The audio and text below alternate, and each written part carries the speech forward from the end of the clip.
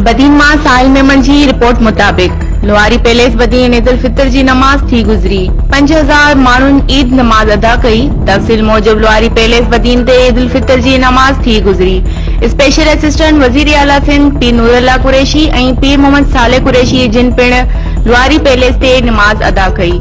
ईद नमाज जी हिन इज्तिमा में बदीन, तलार, इमामवा, लोहारी शरीफ शहर, खान साहब अब्दुर्रहमान, ॻोठ बानो कोरेजो, ॻोठ नूर मोहम्मद कोरेजो ऐं ॿियनि मुख़्तलिफ़ ॻोठनि खां 5000 माण्हुनि शिरकत कई। उन मौक़े ते ईद उल फितर जी नमाज बैदि पीर मोहम्मद सालेह कुरैशी ऐं पीर नूरुल्लाह कुरैशी जिन आयल जमायत खे ईद मुबारक चई।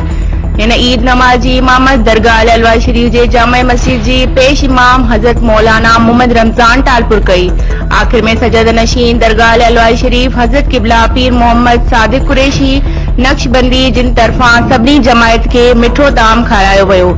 हिन इज्तिमा जा सिक्योरिटी जा फराइज़ निशात सिक्योरिटी अंजाम ॾिना, जॾहिं त ॿिया त इंतज़ामी अमूर निशात तंज़ीम जमायत लोहारी शरीफ अदा कया। हिन रूह परोर इज्तिमा जो इख्तिताम दरगाह अलवार शरीफ जी दस्तूरी दुआ सां थियो।